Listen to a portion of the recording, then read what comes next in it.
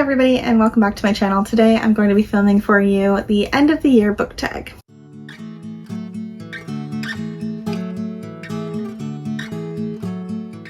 This is a tag I actually have never done before, unlike the mid-year book freakout tag, but it's kind of a summation type tag to wrap up what you have read for the year, what still needs to be read for the year, and your predictions for the end of the year. It's going to be an interesting ride, and let's just get right into it. So the first question is, are there any books you started this year that you need to finish? And this one's hilarious because I have an entire stack. There's a section on my desk where I've been putting all of the books that I have started during certain months for readathons, not finished, and just kind of set aside to start new readathons with new books.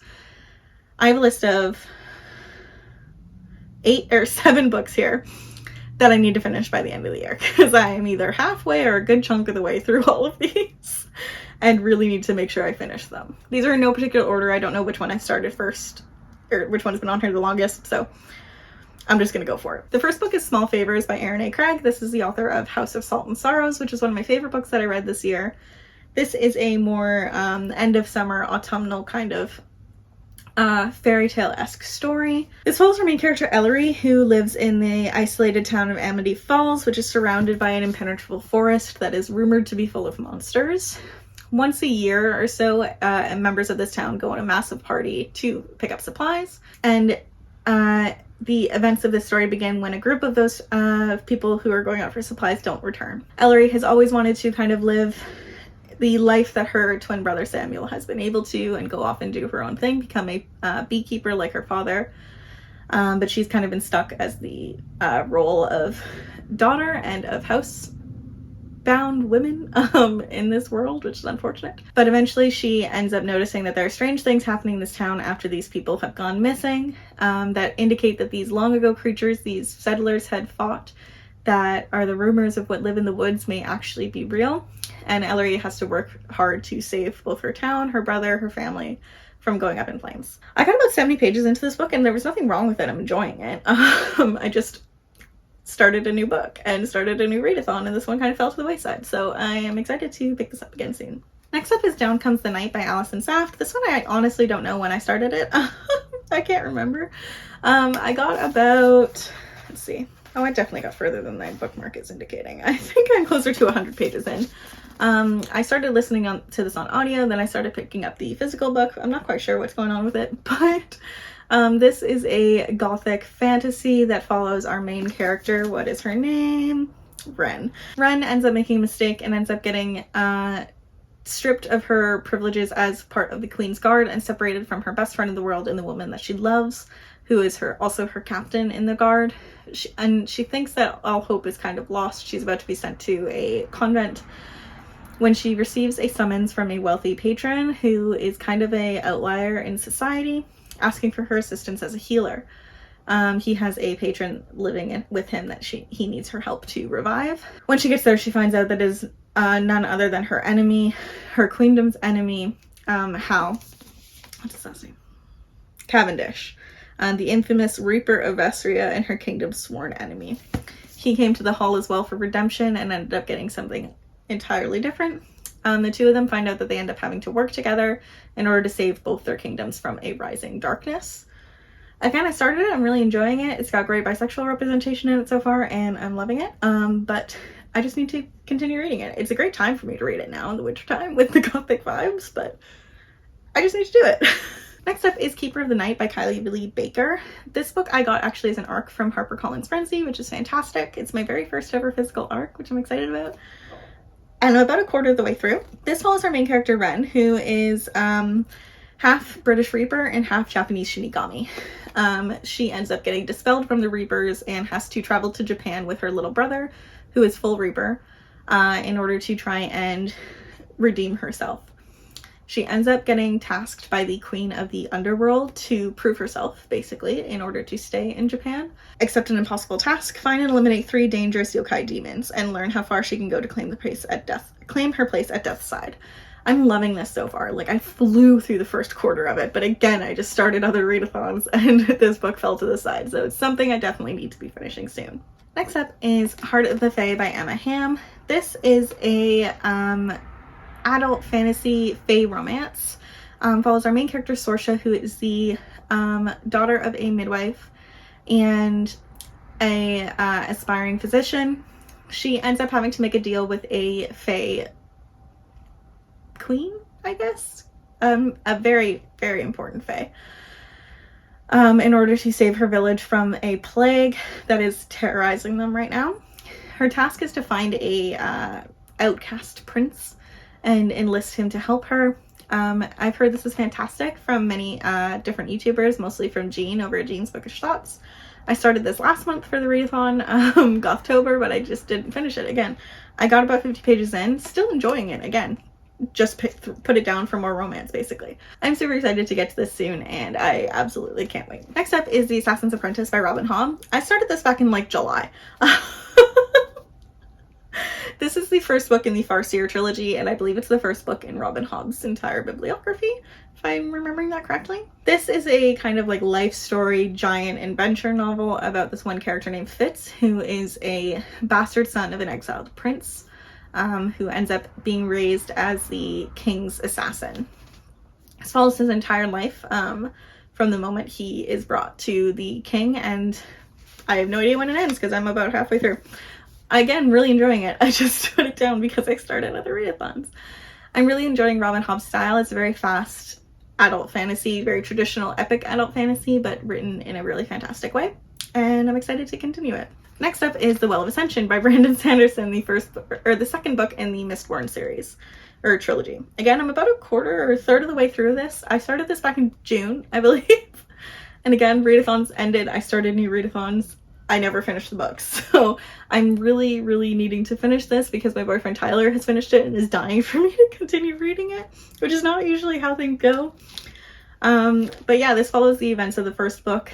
I can't go too much into detail, but it deals with this type of allomancy type magic that deals with metals and pushing and pulling of metals to do these fantastic things. It's a really interesting magic system. I'm not describing it very well, but I love these characters, I love this world, so I desperately need to finish it and move on to Hero of Ages, which I have on my TBR, and just again haven't managed to get there yet. I will finish this series by next year. That is my goal. Finally, the last book is actually sitting on my nightstand, and I'm not going to move it or else I'm going to forget it's there.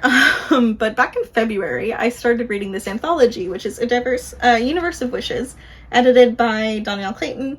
It features stories from Samira Ahmed, Jenny Balch, Libba Bray, Danielle Clayton, Zoraida Cordova, Tessa Grattan, Kwame Mbali, Anna Marie McLemore, Tochi Onyebuchi, Mark Oshiro, Natalie C. Parker, Rebecca Roan Horsey, Shab Tara Sim, and Nick Stone. It is a fantastic fantasy sci-fi YA anthology with great, diverse, and queer stories from all of these fantastic writers. I'm really enjoying it, but I've been reading it very slowly over the course of this entire year, but I'm definitely going to finish it by the end. Okay, moving on. The second question is, do you have an autumnal book to transition to the end of the year? I do. I actually think that The Nature of Wishes by Rachel Griffin is going to be a really great transitional story. This is been described as a very autumnal read, perfect for spooky season, but also just autumn in general. Follows our main character Clara, who's an Everwitch, whose rare magic is tied to every single season, whereas most witches, I guess, in this world are seasonal in their magic. It says the tagline, "For centuries, witches have maintained the climate, their power peaking in the season of their birth, but their control is faltering and as the atmosphere becomes more erratic." I guess it falls to this main character to try and stop this erratic magic from getting too out of hand. I don't know, I'm super excited. I've heard really great reviews for this, and again, I've heard it's very autumnal and perfect for this time of year, so I'm excited to give it a go very soon. Next up, is there a new release you're still waiting for? Yes, I have two. One of which has technically come out already. The first one that I'm anticipating getting my hands on, because I just haven't picked it up yet, came out this week, and it is the sequel to A Song of Wraiths and Ruin by Roseanne A. Brown. This one is called A Psalm of Storms and Silence. It is the second book in this duology, so it is the finale to the story, and it's something I am really looking forward to reading. I read this book last summer and flew through it. I absolutely adored it. It is a kind of story that follows two main characters, Karina and Malik, who are both kind of destined to kill each other, basically. Karina is the crown princess, and after her mother is brutally murdered, she attempts a spell to try and bring her back to life because she doesn't feel ready for the throne. To do that, she needs to procure the heart of the man that she loves. So she creates this kind of tournament at the same time as a normal type of game is going on, and alters it to make the prize be her hand in marriage. She's hoping to marry this one man once he's done and kill him in order to fulfill the prophecy. Malik is a kind of down and out outcast who is trying to enter this magical city, or this wealthy city, when his little sister ends up getting kidnapped by a demon. The demon requires him to kill the crown princess in order to get his sister back. So he enters this competition to become this winner and get close to the princess, not along the way finding out that he will eventually have to marry her if he wins. The two of them end up meeting and sparks fly and tensions reign, and I'm very excited to see how this is going to go because it ended on such a cliffhanger. I'm super excited about this, and I cannot wait. The second book that I'm excited to come out is coming out at the end of this month, the end of November, and it is Girls of Fate and Fury, which is the sequel and finale to the Girls of Paper and Fire series. This is the second book, Girls of Storm and Shadow. I cannot wait for this series conclusion. It's one of my favorite YA series of all time. It is a fantastically sapphic Malaysian-inspired fantasy world that deals with this caste system where demons and humans are kind of interweaved. Demons are the ones in the aristocracy. They are the ones that rule. The whole world is run by the Demon King. And the Demon King every single, I think it's like every 8 years or so, takes a group of 8 paper girls, which is the lowest caste, the paper caste, the completely human caste, and uses them basically as concubines. They do not get a choice in this matter. I love this series so much. It is fantastic. It is sapphic, and I just can't get enough of it, and I can't believe this series is finally going to be over. I'm not ready at all. Next up is to name 3 books that you want to read before the end of the year. So, I mean, besides the book of 7 books that I've already started, there are 2 books that I bought this year that I'm really looking forward to finishing. The first is The Wolf and the Woodsman by Ava Reid. This book I've been seeing everywhere on my timeline, and I bought it as it came out. I'm super excited to read this. The tagline basically says, "This unforgettable debut inspired by Hungarian history and Jewish mythology follows a young pagan woman with hidden powers and a one-eyed captain of the woodsmen as they form an unlikely alliance to thwart a tyrant." That is all I know about it, but I've heard amazing reviews, and I think it's going to be a great, again, autumnal, wintry type read. The other book is very similar kind of in theme, and that is For the Wolf by Hannah Whitten. This is another adult fantasy that is inspired by Little Red Riding Hood. Basically, the premise of this is that there are 2 sisters born every generation. One is for the throne, meant to rule, and one is for the wolf, this creature in these woods that requires a sacrifice every generation in order to satiate his hunger and avoid terrorizing the kingdom. Red has grown up her entire life knowing that she was going to be for the wolf, but when she ends up entering the woods, she realizes that the wolf is not a monster but a man, and a man that is going to awaken and train her in this magic that she has always known she had but didn't know how to control. He's going to help her learn her magic, and eventually she's going to use her magic to try and save the kingdom. This is part of a duology, I believe, and the second book is going to be called For the Throne, so I believe it's going to follow the other sister, but either way, super pumped for this. Again, I love fairy tale retellings. I love dark adult fantasy. I think this is going to be a fantastic read for winter. Next up, the question is there a book that you think could still shock you and become your favorite book of the year? Actually, I think For the Wolf could do that. I've heard kind of mixed reviews, but this is right up my alley, and usually fairy tale retellings are super high on my list of favorites, so I have super high hopes for this. Next up, have you already started making reading plans for 2022? Yes. 2022, again, I'm going to be in school for the majority of this time around, so I don't think I'm going to be able to read as many books as I have read this year, but I am very excited to attempt to read at least 50 books again. I'm going to try and read, again, a nonfiction book every single month, potentially even 2. I've really upped my nonfiction game this year, and I'm excited about my progress. I definitely want to continue reading more graphic novels.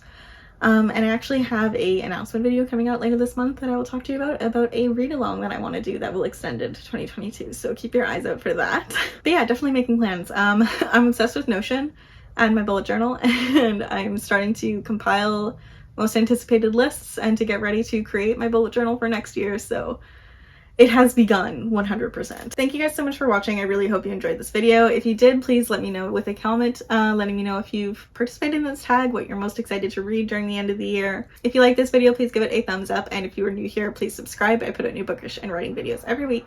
And I hope you guys have a lovely day. Bye-bye.